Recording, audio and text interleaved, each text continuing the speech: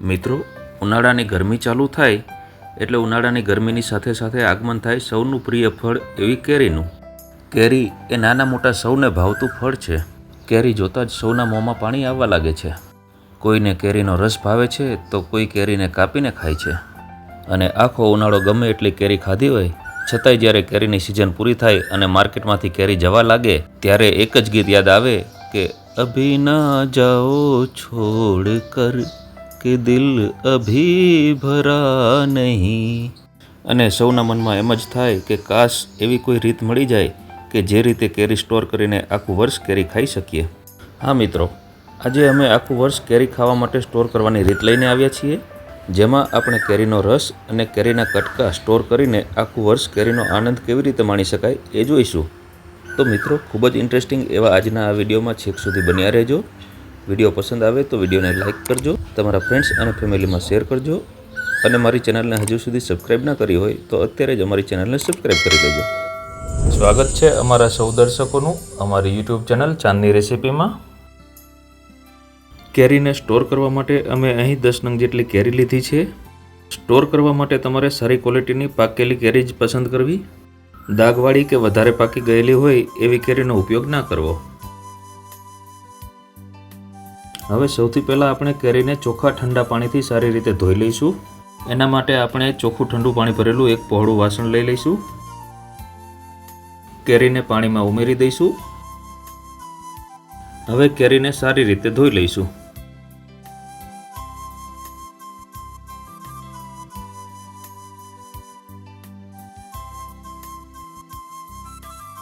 આવી રીતે આપણે જેટલી કેરીને સ્ટોર કરવાની છે એ બધી જ કેરીને આપણે ધોઈ લઈશું. અહીં આપણે બધી જ કેરીને ધોઈ લીધી છે. હવે આ બધી જ કેરીને એક કોટનના ચોખ્ખા કપડા વડે લૂંછીને કોરી કરી લઈશું.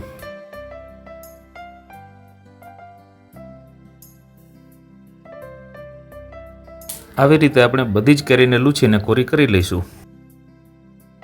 હવે આપણે બધી જ કેરીને સારી રીતે ધોઈને લૂંછીને કોરી કરીને તૈયાર કરી લીધી છે.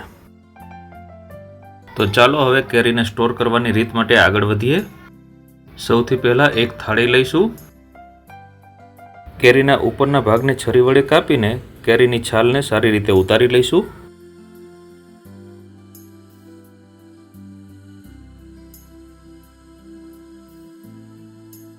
અહીં તમે જોઈ શકો છો કે કેરીની બધી જ છાલને આપણે ઉતારી લીધી છે. આવી જ રીતે આપણે બાકી રહેલી બીજી બધી જ કેરીની છાલને ઉતારી લઈશું. અહીં આપણે બધી જ કેરીને છાલ ઉતારીને તૈયાર કરી લીધી છે. હવે આપણે કેરીને આવી રીતે કાપા પાડીને મોટા મોટા ટુકડામાં કાપી લઈશું.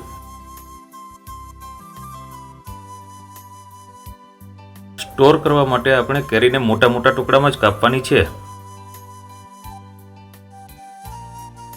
અત્યારે આ કેરીને આપણે કાપીને ગોટલાના ભાગને થોડી વાર માટે સાઈડમાં રાખી દઈશું. આવી રીતે આપણે બધી જ કેરીને કાપી લઈશું. હવે અહીં તમે જોઈ શકો છો કે આપણે બધી જ કેરીને આવા મોટા મોટા ટુકડામાં કાપી લીધી છે. હવે આપણા ગોટલામાં જે પલ્પનો ભાગ રહી ગયો છે એને આપણે કાઢી લઈશું. ગોટલા ઉપરથી છરી વડે ઘસીને આવી રીતે બધો જ પલ્પનો ભાગ કાઢી લઈશું. અહીં તમે જોઈ શકો છો કે આપણો ગોટલો એકદમ ચોખ્ખો થઈ ગયો છે. આવી જ રીતે આપણે બધા જ ગોટલામાંથી પલ્પનો ભાગ કાઢીને ગોટલાને ચોખ્ખા કરી લઈશું. અહીં આપણે ગોટલાનો બધો જ પલ્પ કાઢી લીધો છે. હવે આ પલ્પમાંથી આપણે પહેલાં કેરીના રસને સ્ટોર કરવાની રીત જોઈશું. એના માટે આપણે સૌથી પહેલાં એક મિક્સર જાર લઈશું અને કેરીના પલ્પને મિક્સર જારમાં ઉમેરી દઈશું. હવે મિક્સર જારનું ઢાંકણ બંધ કરીને આને આપણે ગ્રાઇન્ડ કરી લઈશું. અહીં તમે જોઈ શકો છો કે કેરીનો પલ્પ ગ્રાઇન્ડ થઈ ગયો છે. આપણે આને લાંબા સમય માટે સ્ટોર કરવાનો છે એટલે પાણી, દૂધ કે બરફ કંઈ જ ઉમેરવાનું નથી. બસ ખાલી પલ્પને જ આવી રીતે ગ્રાઇન્ડ કરી લેવાનો છે. હવે ગ્રાઇન્ડ કરેલા આ પલ્પને આપણે એક વાસણમાં કાઢી લઈશું અને આવી જ રીતે બીજા બધા પલ્પને ગ્રાઇન્ડ કરી લઈશું. તમે જોઈ શકો છો કે અહીં આપણે બધા જ પલ્પને ગ્રાઇન્ડ કરીને રસ બનાવી લીધો છે. હવે બીજું એક વાસણ લઈને એની ઉપર આવી ગરણી મૂકી દઈશું અને આ ગરણીની મદદથી આ રસને ગાળીને એકદમ સ્મૂથ બનાવી લઈશું. કોઈપણ જાતના મિક્સર, બ્લેન્ડર કે જ્યુસરના ઉપયોગ વગર કેરીનો રસ કાઢવાની રીતનો વિડીયો અમારી યુટ્યુબ ચેનલ ઉપર મૂકેલો છે. અહીં આપણે બધા જ રસને ગાળી લીધો છે. તમે જોઈ શકો છો કે આપણો રસ એકદમ ફાઇન સ્મૂથ થઈ ગયો છે. હવે આપણે આમાં 2 મોટી ચમચી જેટલી દળેલી ખાંડ ઉમેરીશું. હવે આ દળેલી ખાંડને આપણે કેરીના રસમાં સારી રીતે ઓગાળી લઈશું. અહીં આ દળેલી ખાંડ પ્રિઝર્વેટિવનું કામ કરે છે, જેના લીધે રસનો કલર અને સ્વાદ લાંબા સમય સુધી એવો ને એવો જ રહે છે અને રસ લાંબા સમય સુધી ખરાબ નથી થતો.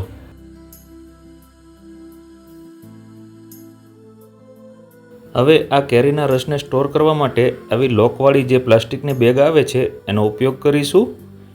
જો તમારી પાસે આવી પ્લાસ્ટિક બેગ ના હોય તો નમકીન ચવાણાના મોટા પેકેટમાં જે આવી લોકવાળી બેગ આવે છે એનો ઉપયોગ પણ તમે સારી રીતે ધોઈને સૂકવીને પછી કરી શકો છો. હવે પ્લાસ્ટિક બેગમાં રસ ભરતા ફાવે એટલા માટે આવું એક વાસણ લઈશું. એમાં પ્લાસ્ટિક બેગ મૂકી દઈશું અને આ રીતે પ્લાસ્ટિક બેગના ઉપરનો ભાગ ખુલ્લો કરી લઈશું અને આ કેરીના રસને આવી રીતે આ પ્લાસ્ટિક બેગમાં ભરી લઈશું.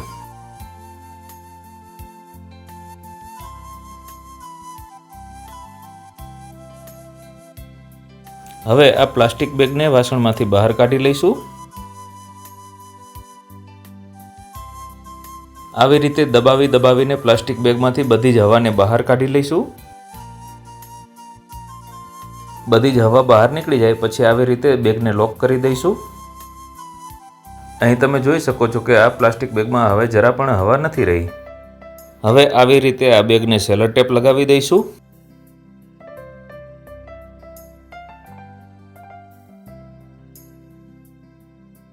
હવે આ કેરીનો રસ લાંબા સમય સુધી સ્ટોર કરવા માટે તૈયાર થઈ ગયો છે. અત્યારે આ બેગને આપણે થોડીવાર માટે સાઈડમાં મૂકી દઈશું. કેરીનો રસ સ્ટોર કરી લીધા પછી હવે આપણે કેરીના કટકાને સ્ટોર કરવાની રીત જોઈશું. કેરીના ટુકડા સ્ટોર કરવા માટે આવો એક પ્લાસ્ટિકનો એરટાઇટ ડબ્બો લઈશું.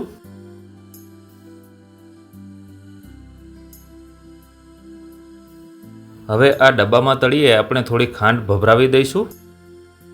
હવે ડબ્બામાં કેરીના ટુકડાનું એક લેયર કરી દઈશું.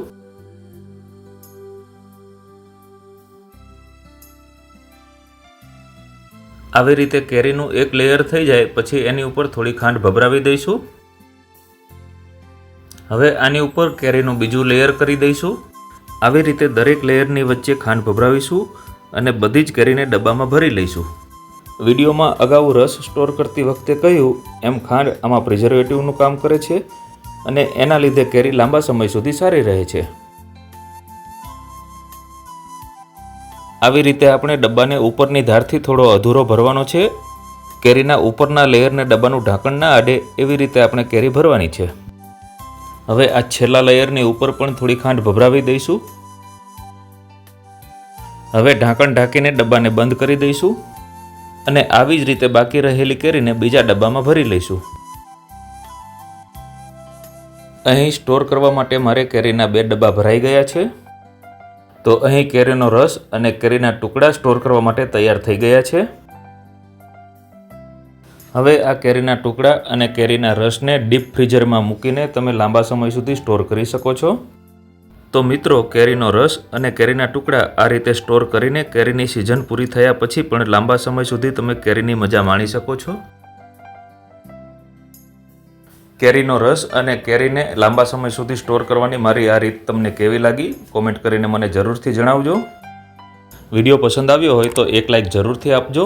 તમારા ફ્રેન્ડ્સ અને ફેમિલીમાં વધારેમાં વધારે શેર કરજો અને અમારી ચેનલને હજુ સુધી સબસ્ક્રાઈબ ના કરી હોય તો અત્યારે જ અમારી ચેનલને સબસ્ક્રાઈબ કરી લેજો. અમારો વિડીયો જોવા બદલ તમારા સૌનો ખૂબ ખૂબ આભાર. ફરી મળીશું આવા નવા મજેદાર વિડીયો સાથે. ત્યાં સુધી બધાને જય શ્રી કૃષ્ણ.